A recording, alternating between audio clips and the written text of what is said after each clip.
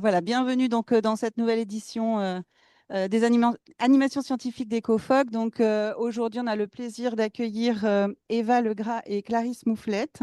Donc Eva Legras qui est donc chargée de mission sciences ouvertes et gestion des données de la recherche, et Clarisse Mouflette chargée de la valorisation de l'IST, donc de l'information scientifique et technique à AgroParisTech au sein de la DRIT, donc la direction de la recherche, de l'innovation et du transfert technologique.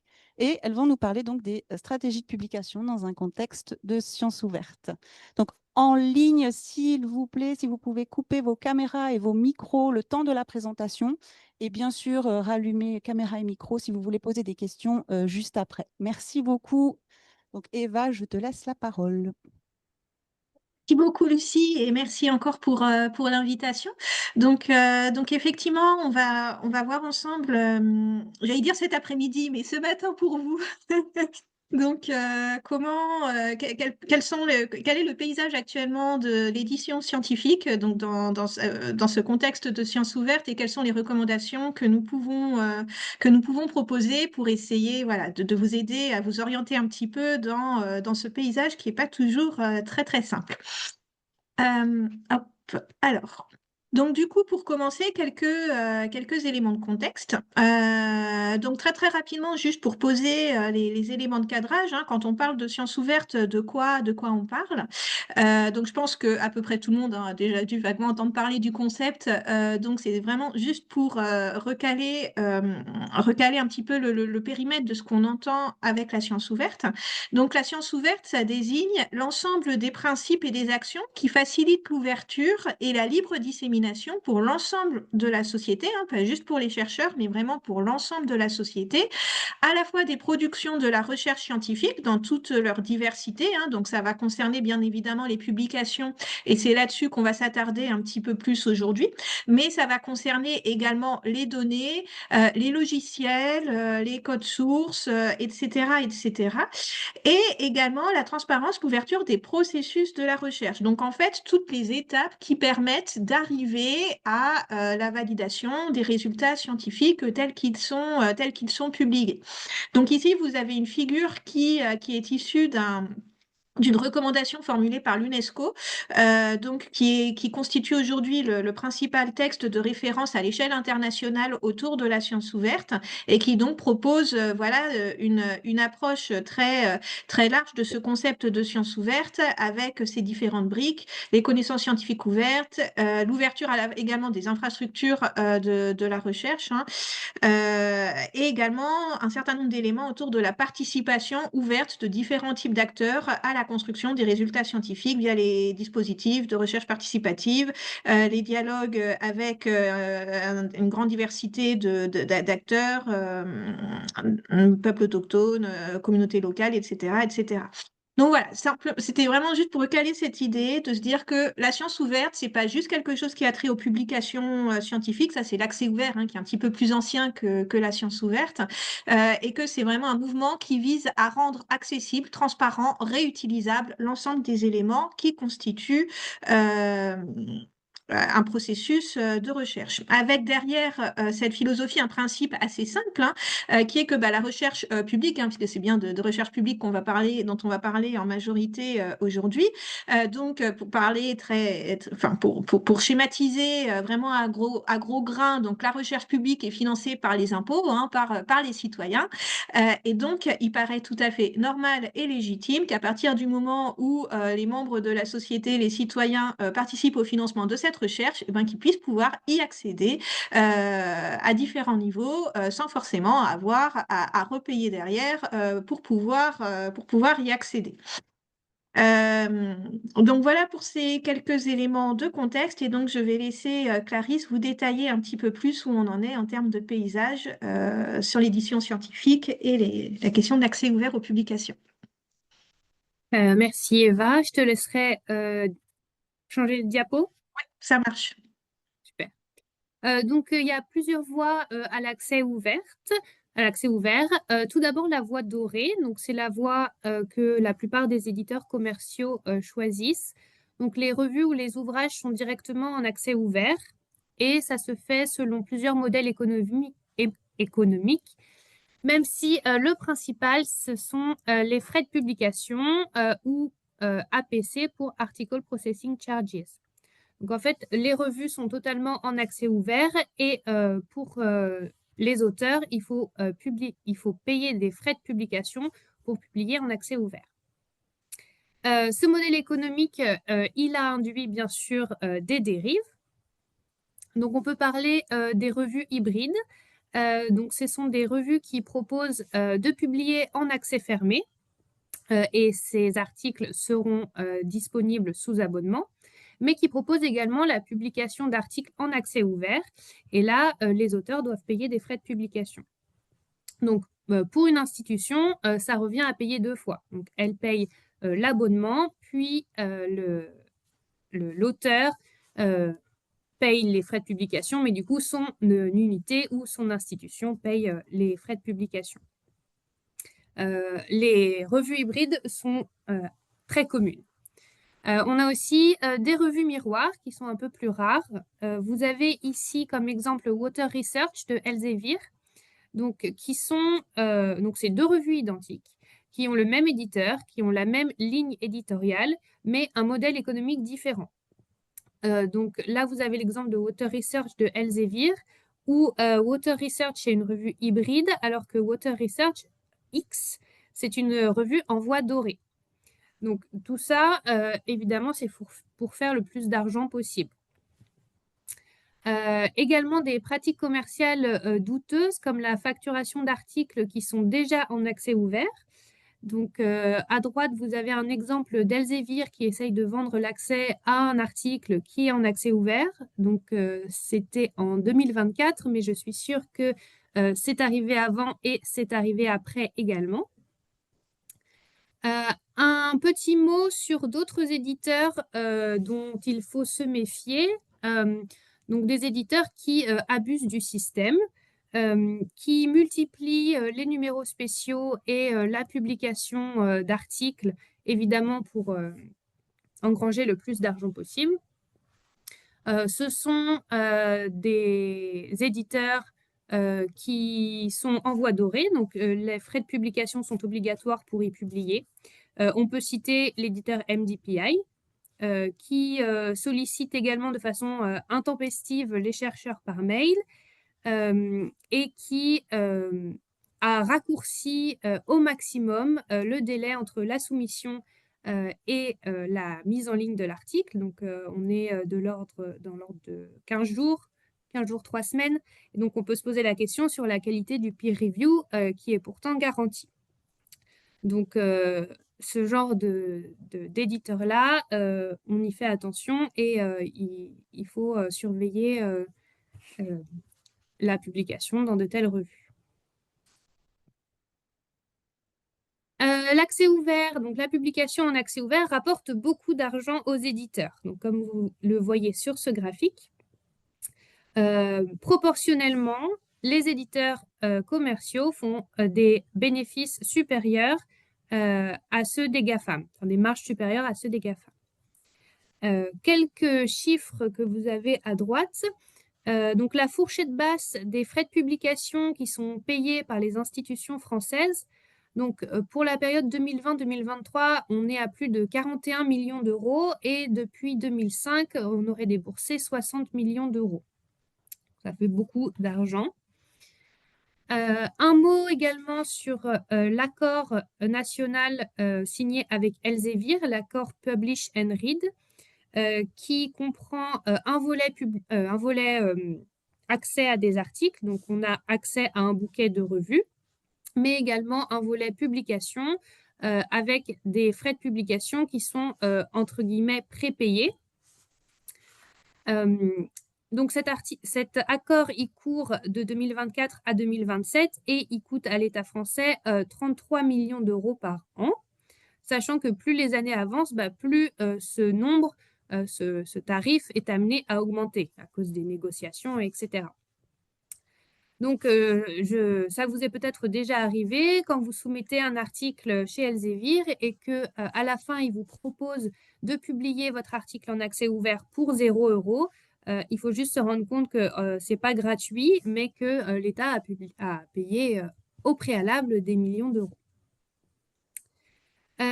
Enfin, une analyse du MESR qui date de 2023 et qui nous dit que les frais de publication ont triplé entre 2013 et 2020 et que leur projection pour 2030, ça serait de payer entre 50 et 68 millions d'euros.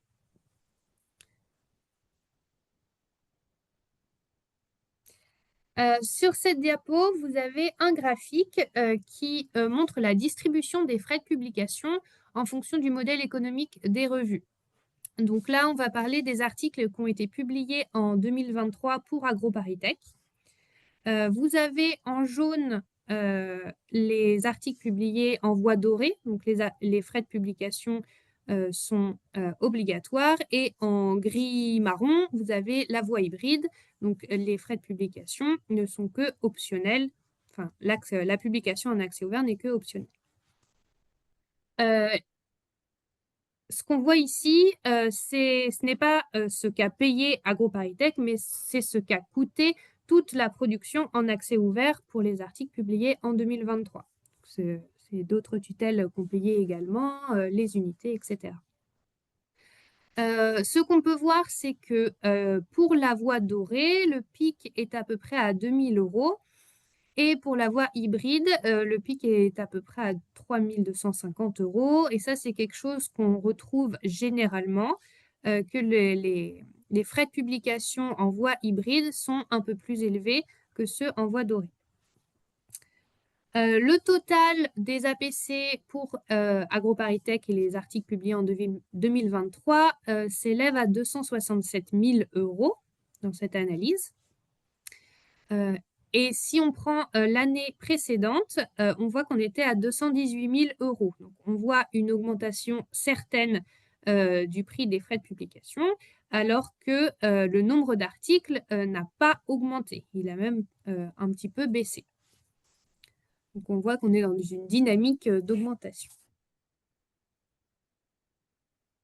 Sur cette diapo-ci, vous avez les principales revues dans lesquelles les agents de l'UMR EcoFog ont publié. Donc, pour la période 2020-2024, et la source de ce tableau, c'est la collection HAL de l'unité. Donc, ce qu'on peut voir et ce qui est à noter, c'est l'absence de l'éditeur Elsevier. C'est assez surprenant parce que Elsevier, c'est quand même l'éditeur prépondérant à AgroParisTech, mais également dans d'autres institutions comme INRAE, Paris-Saclay. On voit quand même que les chercheurs d'EcoFog publient beaucoup chez Wiley et un peu chez Springer, et on voit que les revues dans lesquelles les chercheurs publient le plus sont des revues hybrides.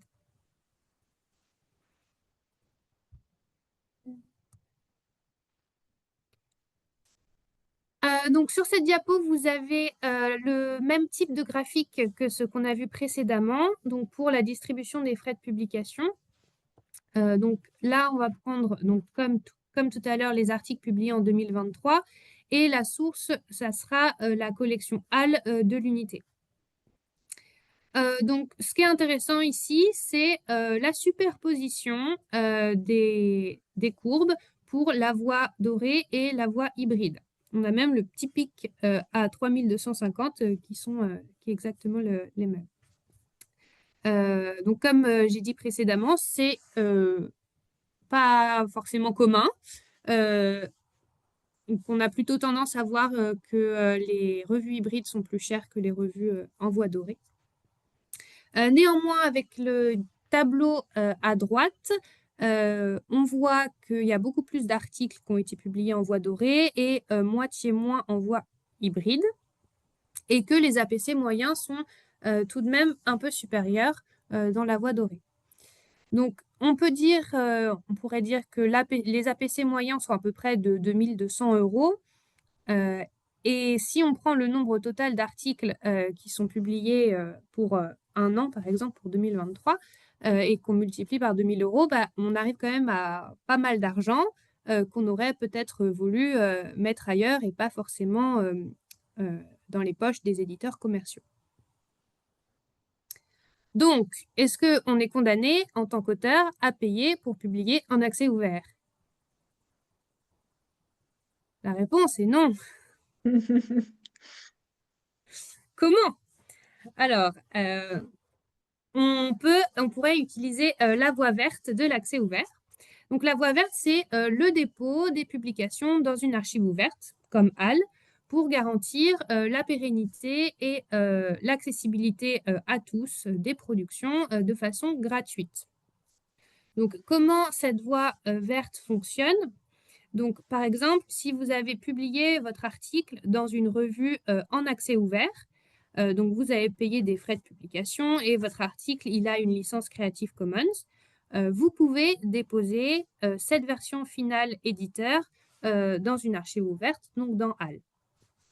Si vous avez fait le choix de publier dans une revue hybride en accès fermé, donc vous n'avez pas payé de frais de publication, vous pouvez néanmoins, donc vous avez publié en accès fermé et donc la version éditeur, vous n'avez pas la propriété dessus et vous ne pouvez pas la déposer dans HAL. Néanmoins, vous pouvez déposer une autre version de votre travail grâce à la loi pour une république numérique.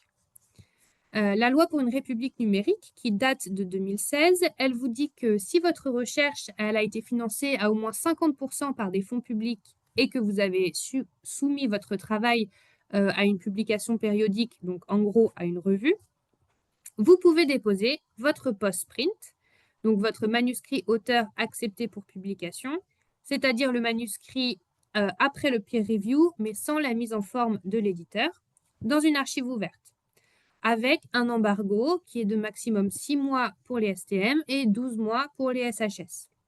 Donc ça, c'est la loi française qui va primer sur les exigences des éditeurs.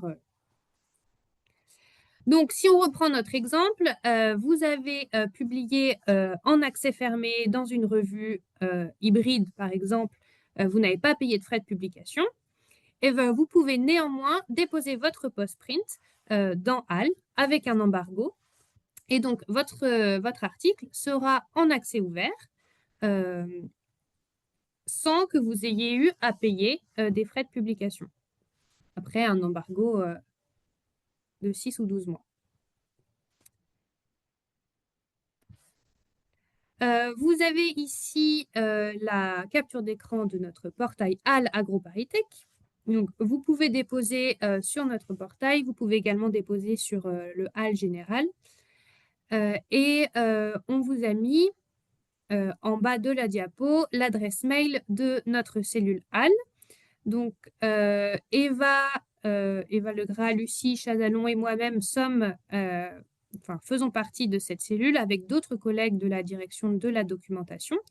Donc, si vous avez des questions sur le dépôt, sur les identifiants chercheurs ou autres, n'hésitez pas à nous contacter et on répondra à vos interrogations.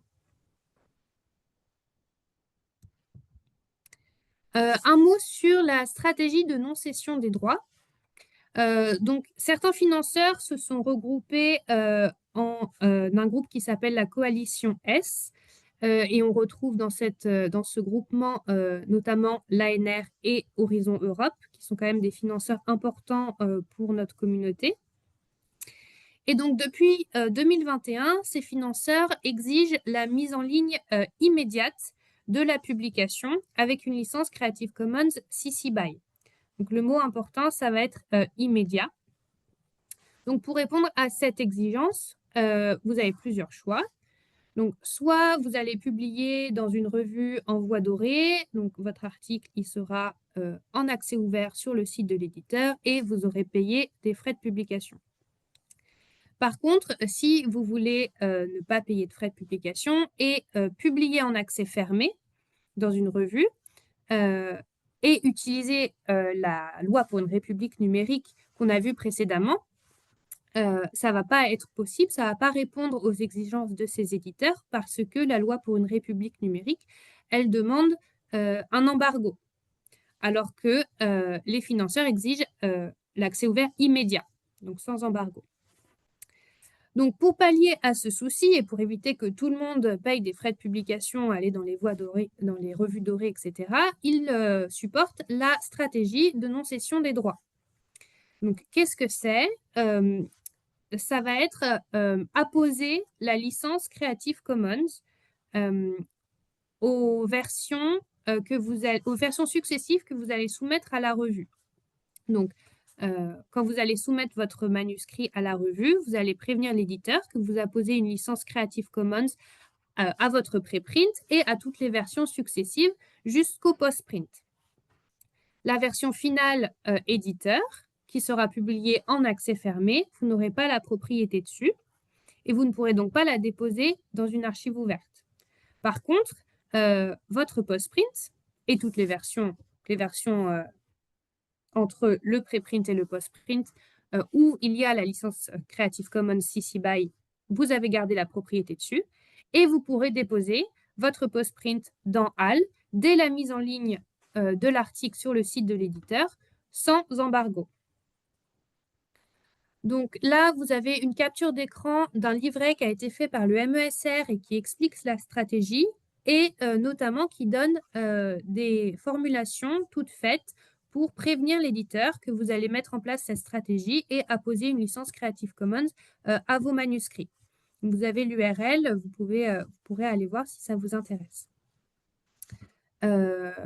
Et pour finir, cette stratégie, donc, elle est à mettre en place si vous êtes financé par l'ANR ou Horizon Europe et que vous voulez ne pas payer de frais de publication, mais vous pouvez également la mettre en place même si vous n'avez pas été financé par ces financeurs, parce que c'est toujours mieux de pouvoir déposer dans HAL sans embargo. Donc, vous pouvez également essayer de mettre en place cette stratégie, quel que soit votre financeur.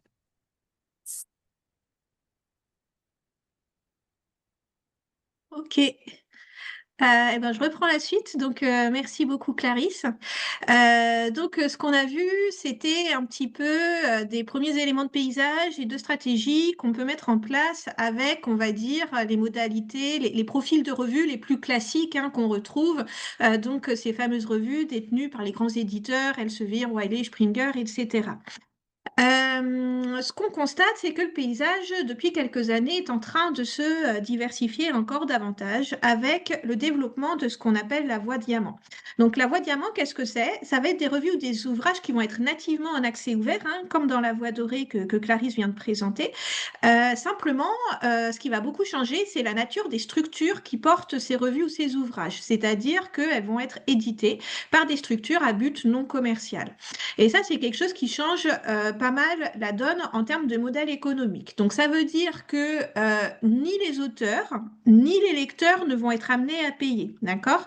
Et que le modèle économique va reposer sur des subventions académiques, sur des consortiums, parfois sur des appels à projets également, mais en tout cas avec différentes sources de financement qui sont basées sur la communauté académique elle-même et qui s'inscrit dans une logique un peu de développement d'un écosystème subventionné par des fonds publics ou émanant de différentes voies à but non commercial pour essayer de proposer des alternatives et de contrebalancer les effets un peu délétères qu'on peut constater sur l'édition commerciale qu'on a vu juste avant. Donc, pour vous aider à identifier ce type d'acteurs, donc il existe des bases de données de référence, le DOAJ et le DOAB. Donc, le DOAJ, c'est le Directory of Open Access Journals. C'est la principale base de données à l'heure actuelle qui référence tous les titres de revues qui sont en accès ouvert natif, donc quel que soit leur modèle économique. Et ce qui est assez intéressant de voir, c'est que les 3/4 des titres qui sont indexés ne fonctionnent pas sur un modèle avec APC et donc ne relèvent pas de cette logique commerciale. Donc, ça peut être intéressant d'aller explorer un petit peu ce qu'on y trouve dans vos domaines respectifs, si jamais il peut y avoir des titres de revues qui pourraient répondre à vos domaines de recherche. Et Du côté des monographies, donc c'est quelque chose qui se développe aussi de plus en plus. Donc vous avez une base de données équivalente, le DOAB, Directory of Open Access Books, qui vous propose des exemples d'éditeurs qui développent également de l'accès ouvert natif. À noter que vous avez des éditeurs également qui vont développer des politiques autorisant le dépôt en archive ouverte de la version auteur de chapitres d'ouvrages. Donc comme on l'a vu, hein, la loi pour une république numérique ne s'applique que pour les revues globalement, puisqu'il faut cette périodicité hein, dans l'édition. Mais néanmoins, on peut quand même trouver des éditeurs qui facilitent le dépôt des manuscrits auteurs, et dans ces cas-là, il ne faut vraiment pas hésiter à s'en emparer. Et donc, dans cet écosystème hein, qui essaye de proposer des alternatives au modèle commercial prédominant, donc on va avoir des acteurs qui vont essayer de repenser un petit peu les modalités de publication. Donc, vous avez ici un exemple avec Peer Community In, PCI, donc une initiative qui a été développée par des chercheurs d'INRAE il y a quelques années, qui est partie du constat que finalement, qu'est-ce qu'on attend d'une revue? L'une des missions principales d'une revue, c'est le peer review, c'est l'évaluation par les pairs, et que finalement, les chercheurs peuvent tout à fait s'organiser entre eux sans forcément dépendre d'une revue particulière pour pouvoir réaliser cette évaluation par les pairs. Donc, le principe, il est assez simple. Donc dans PCI, vous avez des communautés thématiques qui se sont organisées par grands domaines disciplinaires, donc des PCI, PCI en écologie, en environnement, en écotoxicologie, enfin vous avez plein de domaines différents qui sont représentés, il y en a une vingtaine qui existent actuellement. Donc le mode de fonctionnement, il est assez simple, les chercheurs vont déposer en archive ouverte, HAL, bioRxiv, Zenodo, etc., la toute première version, donc la version préprint de leur article, donc qui va déjà bénéficier d'une diffusion en accès ouvert de cette manière. Ensuite, l'article va être soumis à relecture dans la PCI correspondant au champ disciplinaire de l'article. S'il est considéré comme relevant bien, répondant bien aux critères de cette PCI, donc il fera l'objet d'un peer review. Et donc, cette relecture par les pairs va s'effectuer de manière transparente. Les rapports de relecture seront mis en ligne de façon publique hein, sur le site de PCI. Il y aura toujours le principe de faire évoluer de version en version le contenu de l'article hein, et la version finale sera déposée en archive ouverte également avec les modifications issues du processus de relecture par les pairs tel qu'on le retrouve dans une revue classique. Et ce qui est intéressant, c'est que au final, bien cet article, il va pouvoir être quand même publié en revue. Voilà. Alors soit dans la revue de votre choix, parce que vous pensez que c'est hyper important que pour cet article, il soit dans tel ou tel titre pour bien toucher sa communauté cible ou autre. Et auquel cas, c'est tout à fait possible. Donc vous avez soit donc des revues qui sont un peu en dehors du système, qui vont faire une autre lecture par les pairs. Bon pourquoi pas. Mais si vous pensez que c'est vraiment indispensable d'y aller, c'est tout à fait possible. Vous avez des revues identifiées comme PCI friendly, c'est-à-dire qu'elles vont accepter que la relecture par les pairs a déjà eu lieu et donc vont publier par une voie un peu accélérée l'article. Ou bien vous vous dites, moi c'est bon, hein, le travail il a déjà été fait, j'ai déjà une évaluation par les pairs. Et j'ai pas besoin d'aller vers un titre spécifique. Et auquel cas, l'article sera publié dans la revue adossée à PCI, donc Peer Community Journal, hein, qui fonctionne un modèle diamant, bien évidemment, comme tout le dispositif PCI. Et donc, il va publier les articles qui ont fait l'objet d'une validation positive, d'une évaluation positive par les reviewers. Donc là, on a vraiment un exemple hyper intéressant d'une infrastructure qui part du principe que voilà, la communauté peut finalement s'auto-organiser pour garantir la qualité des publications et tout ça dans une approche très science ouverte, hein, puisque l'idée quand on publie avec PCI, c'est également de donner le plus possible accès aux données, aux codes sources, à tous les éléments qui permettent bien de reproduire et de vérifier en toute transparence les résultats qui sont soumis. Un autre exemple d'écosystème qui se développe avec le modèle diamant, donc c'est la mise en place petit à petit de plateformes de publication qui vont avoir vocation à héberger des revues ou des monographies. Donc vous avez deux exemples ici avec l'Université de Bordeaux et l'Université Paris-Cité. Donc l'idée, ça va être que des établissements d'enseignement supérieur et de recherche, à l'étranger, vous avez aussi des financeurs hein, qui peuvent proposer ça. Donc donc, ils vont proposer des solutions techniques pour héberger des revues, des monographies et leur donner un accès ouvert, donc du coup qui fonctionne également en modèle diamant, c'est-à-dire sans APC, mais avec subventionnement, enfin portage financier administratif par des structures publiques. Donc Bordeaux, Paris-Cité, je ne sais plus trop s'ils font il me semble qu'ils font de la monographie. Bordeaux, c'est que de la revue. Et l'université Paris-Saclay est en train également d'ouvrir sa propre plateforme de publication ouverte en modèle diamant, donc qui aura lieu très prochainement. Donc voilà, on a un paysage qui se structure pas mal en la matière. Donc en se basant sur des technologies ouvertes, hein, donc Open Journal System, c'est la solution. La solution technique qui est utilisée sur ces différentes plateformes et qui est développée de manière ouverte également par des établissements d'enseignement supérieur et de recherche. Et donc, évidemment, pour arriver à soutenir ces voies émergentes, se pose assez rapidement la question du lien à l'évaluation de la recherche, parce qu'on est encore dans un environnement où très souvent l'évaluation continue à favoriser des indicateurs un petit peu à l'ancienne et des stratégies de publication vers des revues à fort facteur d'impact ou, enfin voilà, relevant de modèles économiques qui peuvent continuer à aller vers les modèles à APC.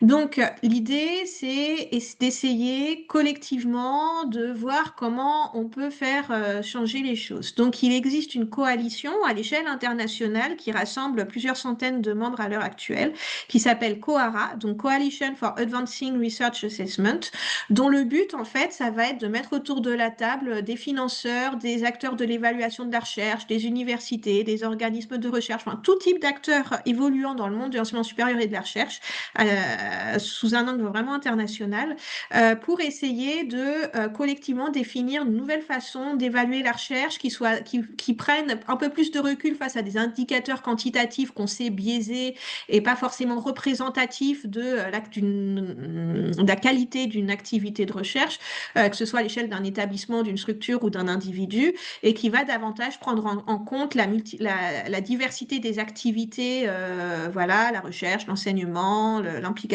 dans l'innovation, d'autres choses, et qui va davantage valoriser les pratiques de sciences ouvertes et qui va essayer, voilà, de proposer quelque chose qui essaye de limiter un petit peu la pression à publier d'une certaine façon, sur un certain rythme, auprès de certains types d'acteurs. Voilà. Donc ça, c'est des choses qui sont en cours. Il commence à y avoir des mises en œuvre au sein d'organismes en charge de l'évaluation. C'est évidemment pas encore parfait partout, ça dépend beaucoup des communautés, ça prend beaucoup de temps à descendre sur le terrain, mais vous avez des acteurs comme INRAE ou comme CNRS désormais qui dans les dossiers d'évaluation demandent à mettre en évidence une liste de 4 ou 5 productions majeures. Ça peut être des articles, mais ça peut être aussi des bases de données, des codes, etc., sans forcément regarder de façon aussi forte des indicateurs un peu à l'ancienne. Voilà.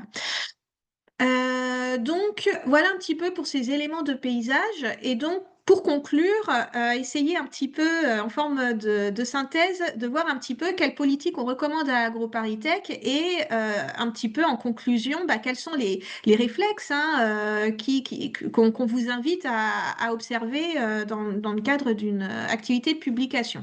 Donc, notre politique en la matière, on l'a formalisée en début, on a une politique sciences ouvertes depuis 2020 maintenant, mais le paysage a évidemment beaucoup bougé ces dernières années et donc on a mis à jour toute la partie liée à notre positionnement pour le soutien aux différents modèles d'accès ouvert qui peuvent exister. Donc c'est disponible sur notre site web, vous avez les références ici. Et donc on a mis en place un document qui est organisé autour de 3 axes. Donc la stratégie de publication qu'on recommande pour les auteurs. Également, si vous faites partie de comités éditoriaux de revues, les éléments de positionnement qu'on recommande de pouvoir mettre en discussion pour encourager la revue à peut-être aller vers des pratiques un petit peu plus vertueuses et un petit peu plus respectueuses de ces principes d'ouverture de façon qui ne fassent pas porter toute la charge sur les auteurs et sur sur des modèles un peu douteux. Et puis, quelle politique de soutien au développement de l'accès ouvert nous mettons en place, qu'est-ce qu'on soutient, qu'est-ce qu'on ne soutient pas, sous quelle modalité. Donc, un petit peu, et là on refait un peu la synthèse de tout ce qu'on a vu précédemment. Donc nous, ce qu'on recommande pour tout nouvel article, finalement, le mot d'ordre, c'est de dire ne payez des APC qu'en tout dernier recours si vous avez épuisé toutes les autres options qui sont disponibles. Donc, premier réflexe, c'est d'essayer de voir s'il n'y a pas des revues en accès libre sans APC qui répondent à la voie diamant et qui peuvent répondre à vos objectifs en matière de qualité éditoriale, de communauté ciblée, etc. Évidemment, le nec plus ultra, c'est de pouvoir publier de manière native en accès ouvert, ça c'est sûr, et donc de privilégier les voies sans APC. Si vous n'avez pas identifié de modèles sous voie diamant, de revues sous voie diamant ou de dispositifs éditorial qui vous conviennent, c'est tout à fait possible, hein, pour plein de raisons. C'était encore en cours de structuration. Vous n'avez peut-être pas identifié, il n'existe peut-être pas encore hein, de solutions qui répondent à tous vos besoins.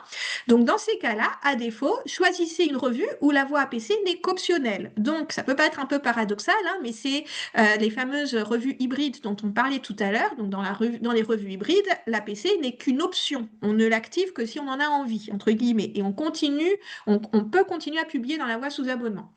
Donc dans ces cas-là, ce qu'on vous recommande, c'est effectivement de rester très sagement dans la voie sous abonnement, de ne pas activer l'option APC et de déposer votre manuscrit dans HAL en appliquant donc les stratégies que Clarisse a expliquées tout à l'heure avec la loi pour une république numérique, notamment, ou bien si vous êtes dans une revue intégralement sous abonnement ou autre, d'appliquer la stratégie de non-cession des droits. Donc, voilà, petit recul si on n'a pas de solution en voie diamant, mais on continue à se tenir à cette ligne directrice de dire on reste sur un modèle sous abonnement le plus possible pour pouvoir déposer dans HAL et ne pas avoir à payer d'APC. Et après, évidemment, on a conscience que des fois, vous n'avez pas le choix parce que selon les champs disciplinaires, les revues de référence peuvent avoir en majorité basculé sur le modèle doré.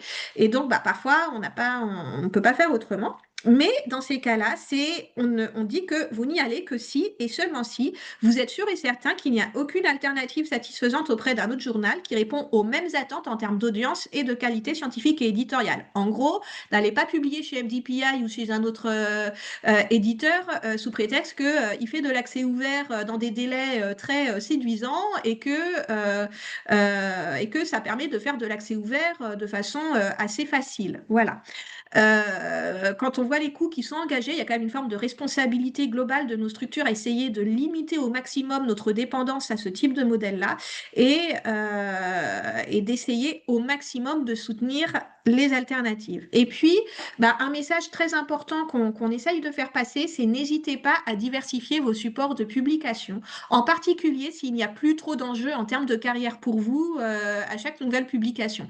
Bon, si vous êtes titulaire, s'il n'y a plus de, s'il n'y a plus si la pression est un peu moins forte en termes d'évolution de carrière, en termes de stratégie de publication, mais vraiment essayez au maximum d'expérimenter. Essayez de varier les éditeurs, tentez l'aventure du diamant, faites-vous votre propre expérience, tâtez le terrain et essayez également collectivement, plus il y aura de collègues qui iront mettre un petit orteil à l'intérieur de ces modèles-là et permettront de le légitimer et de le faire monter en force, et plus on sera capable d'avoir un rapport de force peut-être un peu plus équitable, équilibré vis-à-vis d'acteurs commerciaux qui sont vraiment en situation de monopole actuellement et qui rendent dont les modèles économiques pèsent extrêmement lourd, comme on l'a vu tout à l'heure, sur les budgets de nos établissements respectifs. Donc on est vraiment là dans une logique d'essayer un petit peu de limiter au maximum les effets de dépendance à une situation de monopole et d'essayer de trouver un équilibre un peu plus sain pour notre environnement de recherche. Et donc ces règles, ces recommandations s'appliquent même en cas d'accord avec les éditeurs. Donc Clarisse évoquait tout à l'heure l'accord national avec Elsevier, donc vous l'avez sans doute déjà vu passer. Quand vous publiez ou pas, si c'est Wiley qui est le plus prioritaire, le plus utilisé chez vous. Mais enfin bon, Elsevier reste quand même très très présent. Donc vous l'avez sans doute vu passer quand vous publiez chez Elsevier. Donc maintenant vous avez une petite coche. Voulez-vous publier pour 0 € en accès ouvert grâce à l'accord national nationale en vigueur en France. Dans la mesure du possible, on vous encourage quand même à ne pas activer l'option prépayée. Comme on l'a vu, elle n'est pas gratuite, elle a fait l'objet du versement d'un montant assez conséquent à l'éditeur au titre d'un préachat d'un stock d'APC pour une année donnée. Et donc, c'est un stock qui peut s'épuiser, hein. Plus on l'active, plus on prend le risque d'aller à l'épuisement de ce stock et plus on envoie un message à l'éditeur qui peut le mettre encore plus en situation favorable dans le rapport de force vis-à-vis de nos établissements pour les futures négociations. Donc, vraiment, d'être très vigilant là-dessus. Et donc, c'est ce qui s'est passé un petit peu avec l'éditeur Wiley, qui avait un fonctionnement un petit peu similaire d'APC prépayé. Et donc là, cette année, on est arrivé dans une situation où le stock est arrivé à épuisement et où, les articles publiés en toute fin d'année risquent de ne plus être couverts par l'accord et de devoir revenir sur un modèle payant pour les auteurs. Donc, on a envoyé une communication à cet égard, comme nos différents partenaires, un peu plus tôt vers la rentrée. Et donc, c'est un exemple quand même assez qui illustre bien la situation dans laquelle on se trouve vis-à-vis de ce type d'accord et d'essayer d'éviter, de ne l'activer que si vraiment on en a besoin et de ne pas l'utiliser comme un réflexe, quoi, de ne pas l'utiliser de manière réflexe dès qu'on tombe dessus. Et puis, comme on le disait, on est dans un environnement de sciences ouvertes. Et donc, publier un article, ce n'est plus la seule façon c'est plus, entre guillemets, l'étape finale dans la valorisation de ces travaux. Quand on publie un article de recherche, de plus en plus, l'idée, ça va être de donner accès aux données, aux algorithmes, au code source, aux protocoles de recherche, qui permettent d'ouvrir la boîte un petit peu de la recherche et qui permettent de manière transparente, de donner tous les outils pour reproduire réanalyser, vérifier également, le cas échéant, que les résultats sont solides. Et donc, l'idée, ça va être de déposer autant que possible dans un entrepôt de données de confiance les données associées aux publications, ainsi que tout élément qui permette de reconstituer avec précision le protocole expérimental. Donc, les supplementary materials qu'on a l'habitude de voir un petit peu en pièce jointe sous format PDF ou Word, c'est pas terrible parce que on peut pas vraiment les réexploiter, surtout si c'est en PDF. Il n'y a pas de métadonnées, donc d'informations complémentaires qui permettent de comprendre plus finement comment les données ont été produites. Les formats, pas peu exploitables, pas d'identifiant pérenne. Et puis, éviter autant que possible le data available upon request. Ça paraît hyper séduisant, mais on sait très bien qu'au bout de 6 mois, 1 an, 10 ans, plus le temps passe et plus ça devient difficile de revenir sur ces fichiers de travail, de comprendre ce qu'on a voulu dire à l'intérieur, de pouvoir y donner accès dans de bonnes conditions. Les auteurs, en plus, on peut changer, hein, on peut bouger de labo, on peut ne plus être là, ne plus être joignable. Enfin, ça complique beaucoup la capacité de pouvoir justement documenter tous ces éléments. Et donc d'avoir une attention particulière sur les codes sources et les protocoles de recherche. De plus en plus, on essaye de documenter, d'archiver tout ça. La section notamment matériel dans méthode qu'on trouve classiquement dans les articles, souvent elle n'est pas suffisante, hein, elle est quand même, il y a un objectif, on ne peut pas raconter tout ce qu'on aimerait pouvoir raconter dans les articles, il y a des questions de place, et donc de plus en plus, on a ce qu'on appelle des protocol papers ou des méthodes papers qui permettent de publier des articles qui vont documenter les protocoles de recherche. De la même façon qu'on peut publier des data papers, comme vous le savez très certainement, hein, comme je sais que vous en publiez pas mal à Ecofog, donc qui vont documenter des jeux de données intéressants pour la communauté. Donc, vous avez ici quelques ressources complémentaires pour vous aider là-dedans. Et donc, pour tout ce qui est relatif aux données, vous avez Gaëlle Jawem dans l'unité, qui est également par ailleurs ma binôme sur le pilotage des données de la recherche pour AgroParisTech. Donc, n'hésitez pas à aller la voir. Pour l'accompagnement à la publication des données de recherche, vous avez beaucoup de ressources au niveau national avec un écosystème qui s'appelle Recherche DataGouv et un entrepôt national de données de recherche que vous pouvez aller explorer. Il existe actuellement une archive internationale qui s'appelle Software Heritage dédiée à l'archivage des codes sources de logiciels qui est aussi interfacée avec HAL. Donc, on n'a pas le temps de rentrer dans les détails aujourd'hui, mais si vous le souhaitez, on pourra vous renvoyer vers des ressources complémentaires. Et puis, comme je le disais, pour documenter les protocoles de recherche, vous avez la possibilité de publier des protocoles papers ou bien tout simplement en association avec les dépôts de données en entrepôt de données, de vraiment être le plus précis possible dans les documents d'accompagnement, les README, les métadonnées, métadonnées, etc., pour essayer d'être le plus précis possible. Et donc, pour finir, notre politique de soutien. Donc, on propose un appui financier qui, bien sûr, ne va pas aider à financer des APC, mais qui va permettre de financer des initiatives qui vont permettre de soutenir le modèle diamant, des initiatives sciences ouvertes portées par la communauté. On a un appel à projet, donc jusqu'à 2 000 € par demande. Donc, on vient tout juste de passer la première date, mais vous en avez 2 autres courant 2026 si vous souhaitez candidater, même si vous n'êtes pas agent AgroParisTech, c'est ouvert à tous les agents des UMR, quel que soit l'établissement employeur. Donc, n'hésitez pas si vous avez des bonnes idées. On essaye au maximum de tracer nos dépenses pour essayer de voir un petit peu où on en est et de voir quels peuvent être les leviers à notre niveau. Beaucoup de choses en termes d'accompagnement, donc vous avez les liens. Un plan de formation sur la science ouverte et données de la recherche, ouvert à tout le monde, hein, pas que les AgroParisTech également. Vous avez le lien aussi.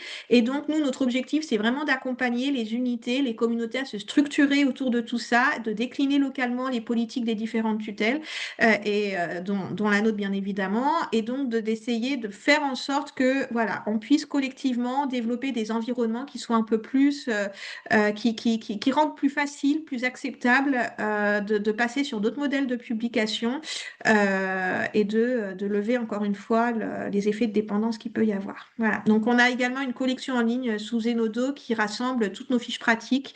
On en a une équivalente sur les données de la recherche, c'est vrai que j'aurais pu la mettre, mais là, comme on parle beaucoup de publications aujourd'hui, donc vous retrouverez tous les éléments relatifs à ce qu'on vient de discuter dans cette collection. Voilà. Donc, j'espère qu'on n'a pas été trop longue. En tout cas, voilà pour notre présentation. Et bien sûr, on sera ravis d'en discuter avec vous. Merci beaucoup, Eva et Clarisse.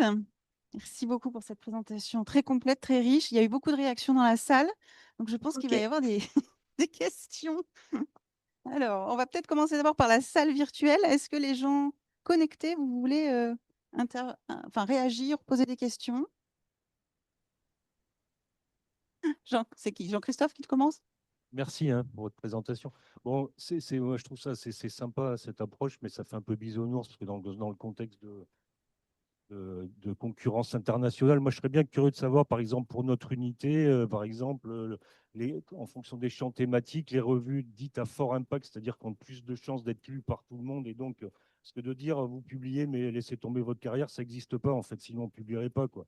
Parce que tout le monde, les chercheurs, attendent une reconnaissance. Et puis aussi, ça leur permet, en fonction des revues où ils ont publié, de se positionner, par exemple, sur des gros appels d'offres internationaux. Si vous vous positionnez et que vous publiez qu'entre guillemets dans Pif Gadget, bah, vous allez être mis sous la pile par rapport à quelqu'un qui va publier dans Nature ou dans des revues comme ça à fort impact on sait qu'on est lu, quoi. Donc voilà, la question, c'est que j'aimerais bien savoir sur les revues, par exemple, qui couvrent tous les champs thématiques de notre unité avec fort anciens facteurs d'impact, dans quelle case elles se situent? Est-ce qu'on va les retrouver dans les revues à voie d'accès diamant? Moi, ça m'étonnerait. Et je pense qu'elles sont, là, c'est là où il faut payer. Et face à la concurrence anglo-saxonne, américaine ou chinoise, je pense qu'après, on va disparaître si on va trop dans l'option que vous proposez. Voilà, c'était juste une question comme ça.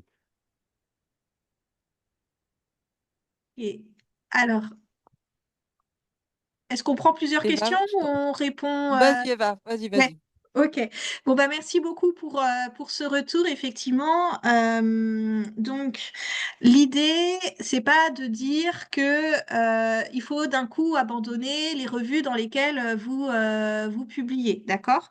Si vous pensez, comme on l'a dit, c'est vous restez mettre un petit peu, bien sûr, c'est vous qui restez juge du type de revue dans lesquelles vous pensez important de publier. Nous, on est simplement là pour proposer des recommandations en matière de stratégie que vous pouvez appliquer en fonction de ces différents modèles. Si vous souhaitez publier, si vous avez la chance d'être accepté dans Nature, félicitations. Simplement, ce qu'on va vous proposer, c'est de ne pas activer l'option APC à plus de 10 000 €. Hein. Nature, on est sur des montants qui maintenant, je crois qu'on est autour de 12 000 $, juste l'article en accès ouvert. Ce qu'on va vous dire, c'est de privilégier au maximum la voie sous abonnement et de déposer l'article dans HAL, ce que vous pourrez toujours faire, quel que soit le facteur d'impact de votre revue, n'est-ce pas, pour pouvoir garantir un accès ouvert, libre et gratuit au contenu de votre publication pour toute personne qui aurait intérêt à pouvoir le consulter. Donc voilà, nous ce qu'on recommande, c'est d'avoir un peu un mode de réflexion sur les modèles économiques un peu en entonnoir, d'essayer d'évacuer les options. Mais si à l'issue de cette réflexion, eh bien, vous arrivez sur les revues, des revues qui répondent au système un petit peu classique, on ne dit pas qu'il ne faut pas y publier. On dit simplement d'être vigilant sur les modèles économiques qui vous sont, qui sont soumis. Voilà. Et par ailleurs, je Ça, me j'ai bien. permets... Pardon? Ouais, non, non, j'ai bien compris, hein, mais non, c'était un peu ironique, mais j'ai bien compris ce que vous disiez. Mais là, par exemple, pour reprendre votre exemple dans Nature, après, il y a un embargo. Et là, je reviens sur la compétition internationale. Si c'est sous embargo pendant un moment et qu'il y a d'autres équipes qui publient finalement, qui prennent l'option de casquer directement, le travail sort en premier, est accessible à tout le monde, et le vôtre, eh ben, il se retrouve en queue de... Non, non, mais c'est voilà, ça c'est pas en ce qui me concerne moi. Mais... Là, Il je y a pense quand même qu'on est... une compétition internationale, des règles de compétition, et on retombe presque dans du domaine commercial, quoi. C'est ça, c'est de la compétition avec le premier papier, la première équipe qui sort le papier, bah, c'est elle qui acquiert la reconnaissance avant les autres, etc. Et malheureusement, c'est dicté par le pouvoir à payer les publications. Eva, on veut Moi, je pense que dans tout ce qui parle en général, notre unité ne publie pas assez dans Nature pour avoir ce type de problème, hein, bien entendu. Ok, non, non, mais du coup, bon, on a bien compris que le modèle est machin, mais enfin, bon, bref, l'idée, c'est de faire changer le modèle aussi, donc on ne va pas le changer en un jour, mais voilà. Excuse-moi, juste, je peux rebondir sur ce qu'a dit Jean-Christophe. Déjà, quand tu vas déposer dans HAL, ta notice, elle apparaît. Donc déjà, ton équipe, ton titre, l'abstract apparaît. Hein, même, et dans 6 mois, le texte sera également accessible. Mais ça n'empêche en rien aussi d'autres équipes de te contacter pour avoir accès à ton document aussi. Tu vois, ça ne bloque pas non plus complètement. J'ai compris qu'il y en ait besoin. Et quand on dépose avec embargo dans HAL, on peut continuer. Il y a un petit bouton qui demande un accès individuel pendant l'article est sous embargo. Il n'y a pas besoin d'attendre 6 mois pour accéder à l'article. C'est très facile. Ça se fait c'est vraiment un petit bouton à activer pour la personne qui veut consulter l'article, et le déposant a juste à dire oui ou non s'il accepte que la personne y accède. Donc, on peut tout à fait accéder quand même au document quand il est sous embargo. Voilà. C'est simplement que il y a ce petit bouton pendant 6 mois, quoi. Voilà. Juste, je peux rajouter, il y a d'autres façons aussi de faire connaître ton travail. C'est-à-dire, au lieu de mettre 10 000 euros dans une publication, si vous avez 10 000 euros à mettre de côté dans un projet de recherche, mettez-le dans de la com.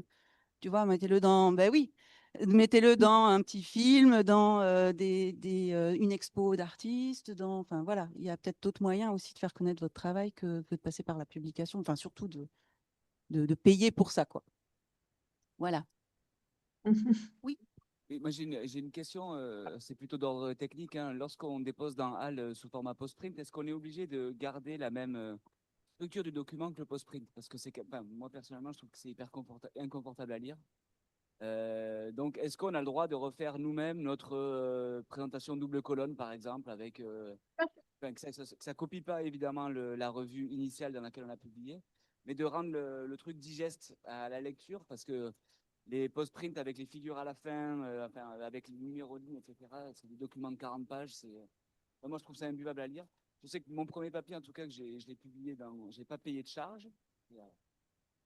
Non, maintenant. Donc, du coup, j'ai fait ça, je l'ai déposé dans HAL, j'ai refait mon format double colonne. Pour le rendre joli, c'est mon papier, j'étais fier. Mais du coup, je voulais savoir si c'était dans la légalité. Voilà. Sachant que Tout à moi, fait. j'ai dû pirater moi-même mon propre papier pour avoir la vraie version. Voilà. Ouvertement, j'ai utilisé Sciub pour pirater mon papier parce que la revue ne m'avait pas envoyé, ne serait-ce qu'une version pour moi bien belle qui était issue de la revue. C'est tout à fait possible. Bien évidemment, la seule contrainte, c'est que ça ne soit pas perçu comme un plagiat, entre guillemets, de la mise en forme de l'éditeur. Mais vous pouvez faire 2 colonnes, 3 colonnes, 4 colonnes, mettre de la couleur, mettre les figures à l'intérieur dans le déroulé de l'article, la police que vous voulez. Vraiment, faites-vous plaisir. Et au contraire, on ne peut qu'encourager, je crois, ce type de démarche. Bon, la plupart des collègues ne le font pas forcément faute de temps. Mais effectivement, tout ce qui peut faciliter la lecture et l'accessibilité du fichier est plus que bienvenu. Donc, n'hésitez pas. C'est ça. En fait, non, mais juste pour rebondir, en gros, quand on met beaucoup de code, on rédige sur R Markdown, en fait, et donc Éric Marcon avait fait carrément toute une mise en forme EcoFog. Donc, c'est un template EcoFog sur Markdown. Donc là, tu as écrit ton truc sur Markdown, tu appuies sur choisis EcoFog comme mise en forme, ça te met la présentation. On utilise ça pour que les étudiants. Non, c'est Markdown, c'est pas la tech. C'est un peu comme la tech, mais en beaucoup plus facile. C'est en gros quand tu fais du code sous R, moi j'ai écrit que sous Markdown en fait. Hein, simple. Tu peux le transformer en HTML tout de suite, en PDF tout de suite, ton document. Ça peut être un cours, ça peut être n'importe quoi, ça peut même être une présentation pour toi. Bon, voilà. Donc en fait, avec EcoFog, on a des templates. Quand c'est codé, bien entendu, c'est beaucoup plus facile. Après, on peut aussi faire des templates Word, etc. Le truc Markdown, c'est, je pense que copier-coller d'un Word à un Markdown, je crois même que c'est faisable. C'est faisable. Et alors après, la mise en forme. Et puis Éric Marcon avait poussé le truc jusqu'à faire un template pour faire des bouquins. En fait, il a appliqué la théorie d'un gars qui a travaillé que ce que c'est pour faire un bouquin facile. En fait, c'est une colonne, mais elle est toute petite. Tu as une grosse marge. Dans les marges, tu peux mettre soit des figures, soit de la biblio. C'est hyper confortable. Donc, tu peux lire la biblio à côté du texte. Il a publié son cours sur la biodiversité. Avec cette méthode, c'est magnifique. Et lui, toutes ces tenues, sont un peu. Ils sont sur son site, sur son GitHub. Bon. Alors, moi, Preneur du lien, en tout cas. Voilà. Donc, non, mais c'est des choses qui peuvent être faites finalement et partagées assez facilement. Alors, moi, j'avais 3 questions, des petites questions. Donc, vous avez cité qu'il y avait un éditeur qui était quand même à éviter, qui s'appelle MDPI. Est-ce qu'il y en a d'autres, des éditeurs qui sont connus à éviter? Vous avez une blacklist?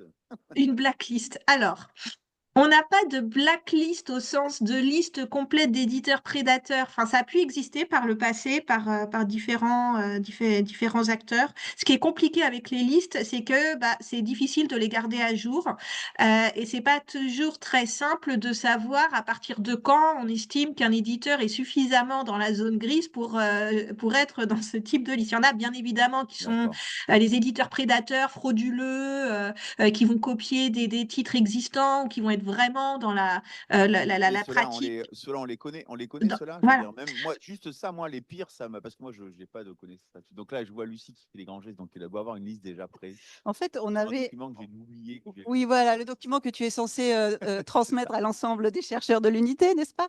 Nous avons, je crois, nous avons mis, je crois, des liens. En tout cas, il y a des liens pour des sites où on peut évaluer, en fait. C'est ça. On remplit les critères pour évaluer la fiabilité de l'éditeur.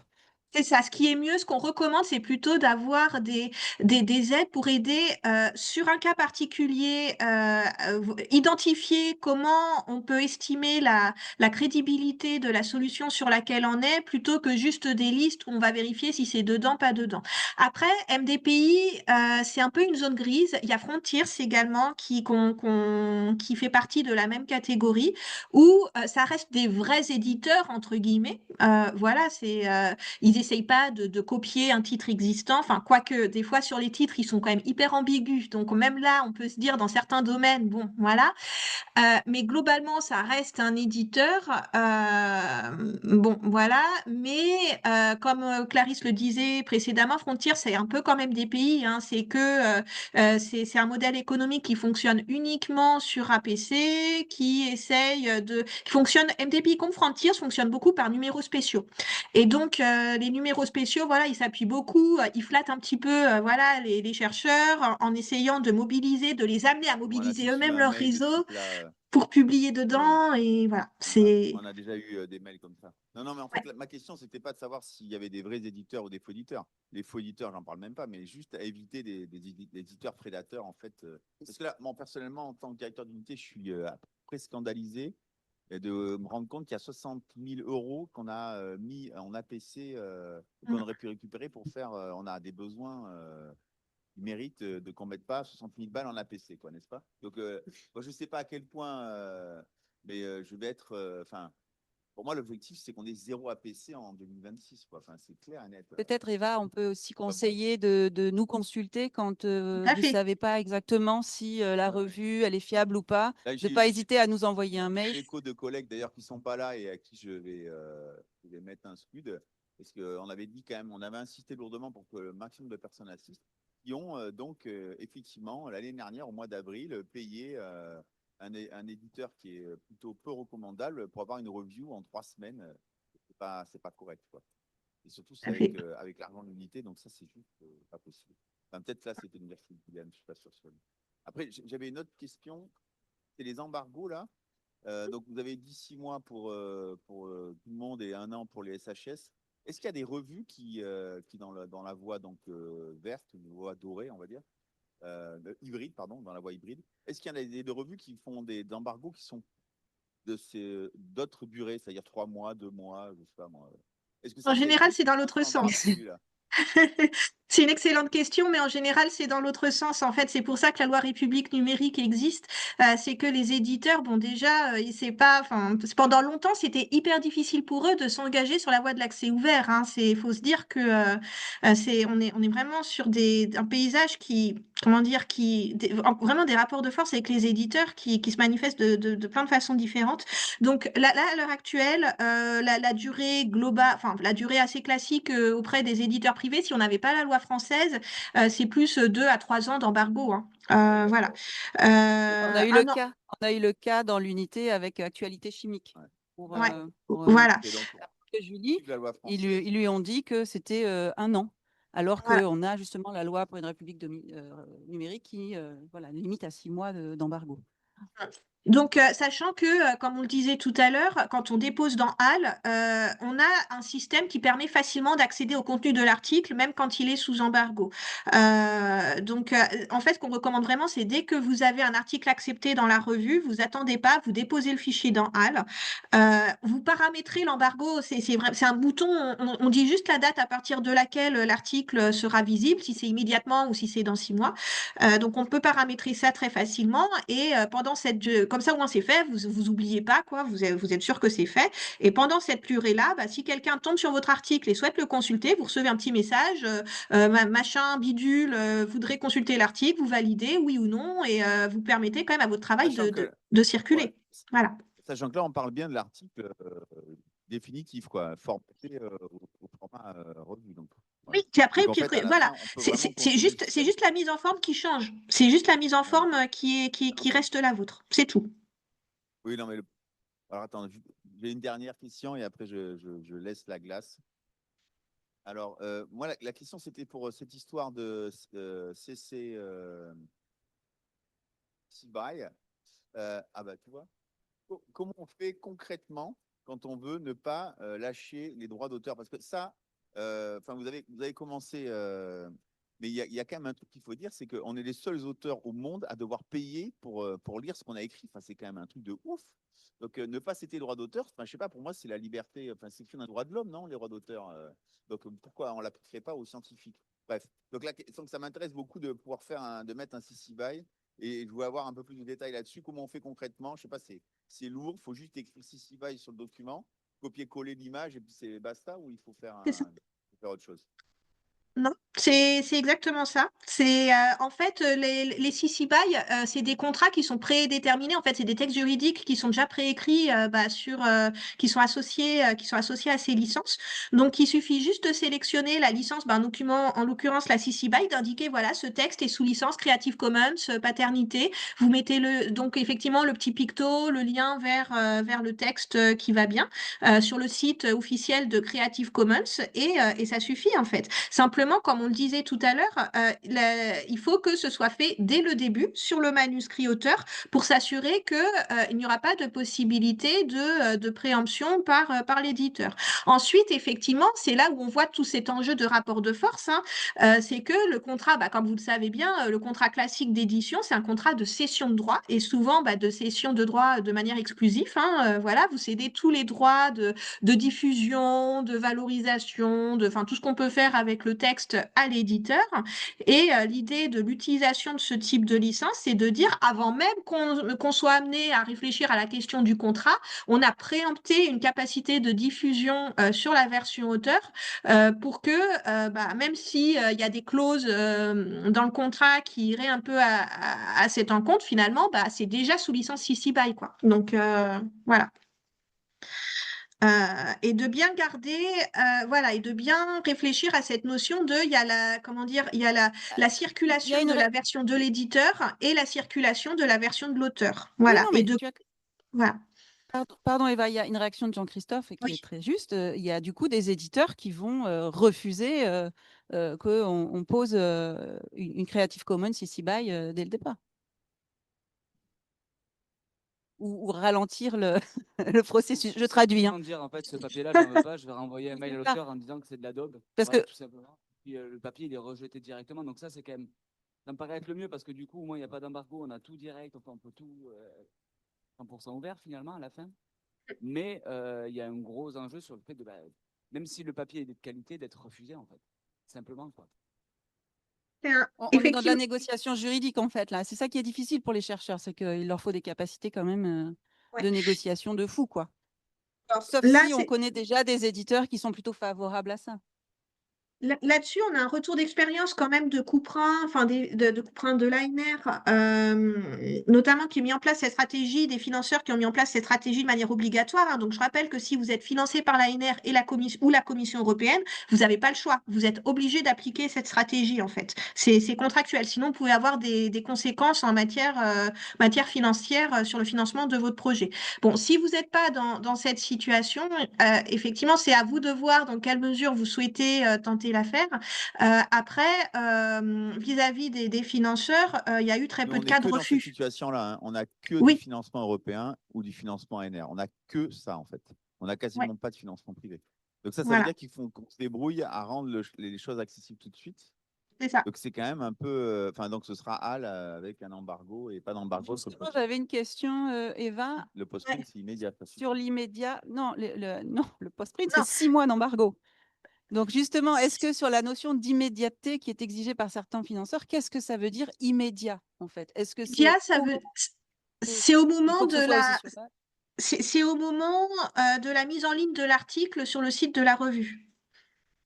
Mais en combien de temps derrière? Est-ce que j'ai 1 mois pour rendre mon papier accessible? Non, il faut que ce soit accessible, il faut que ce soit coordonné au maximum. Faut que ce soit. Il n'y a pas d'embargo, justement. La loi République numérique, c'est un peu un filet de sécurité, déjà les plus anciennes que ces politiques d'accès ouvert immédiat. Et surtout, c'est un filet de sécurité pour essayer de limiter au maximum les durées d'embargo. Si vous êtes financé par l'ANR ou l'Europe, vous avez une obligation contractuelle. Enfin, vous pouvez aller voir les contrats que vous signez avec les financeurs. Il y a des conséquences. En cas d'audit, le financeur peut se retourner contre vous si ce n'est pas en accès ouvert dans les délais. Voilà. Tu as déjà eu des retours de ça? Alors, on a déjà été audité. Ouais, j'ai un cas d'audit. Alors après, c'était avant l'accès ouvert immédiat. Il y avait encore un embargo toléré et on avait régularisé le plus rapidement qu'on a pu. Mais oui, on a déjà été audité sur cette question-là sur un projet européen à AgroParisTech. Donc, ça veut dire que, mais quand vous avez un financement à une heure et européen, les éditeurs, quelque part, il y a quand même cette idée de dire que s'ils coupaient, s'ils empêchaient, cette stratégie de publication, ils se couperaient d'un vivier de publication de toute façon. Donc, il y a quand même très peu de cas qui ont été signalés et c'était vraiment au tout début de refus de publication.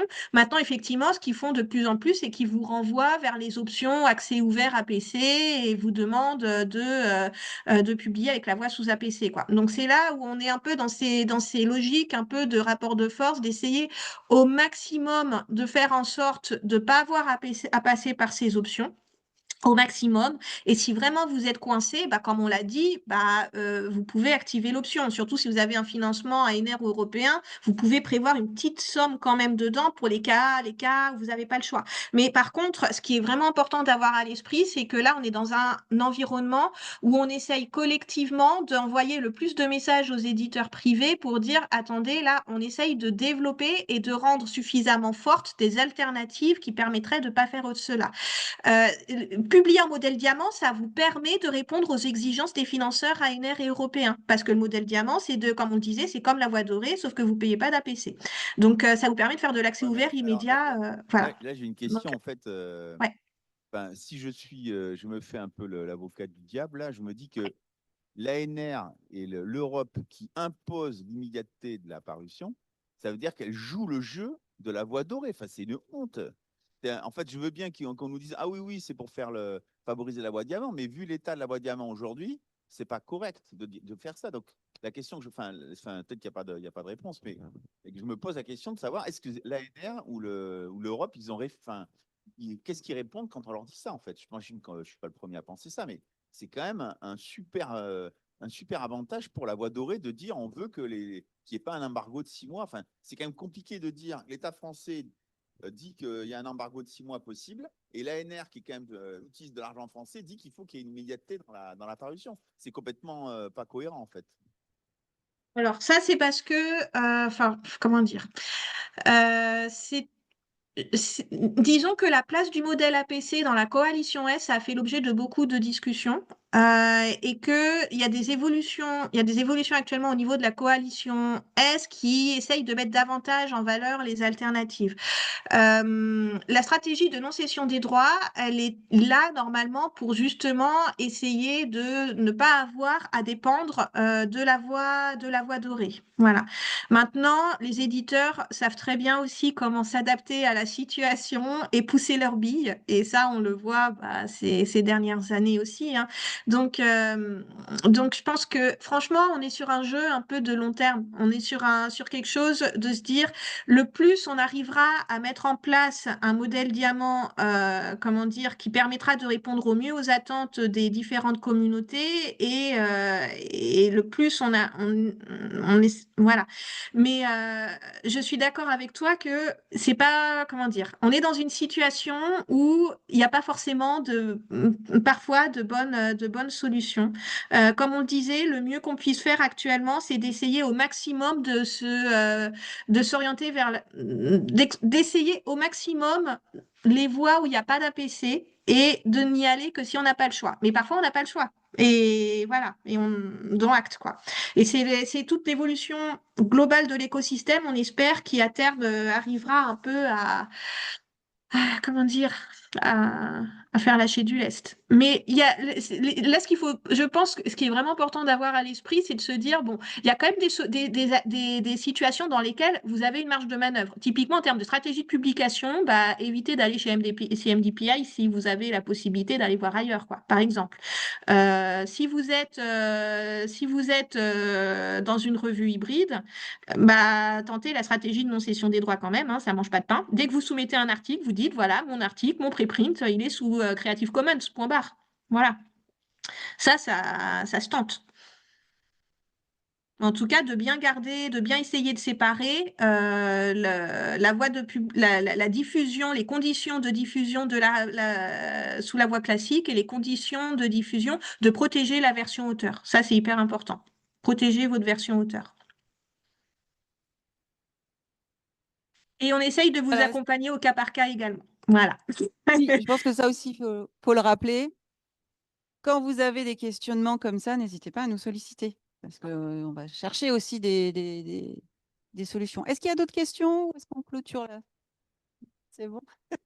C'est vrai qu'on Merci. on a un discours assez générique, mais c'est parfois plus facile de vous apporter des réponses précises sur un cas concret que, enfin voilà.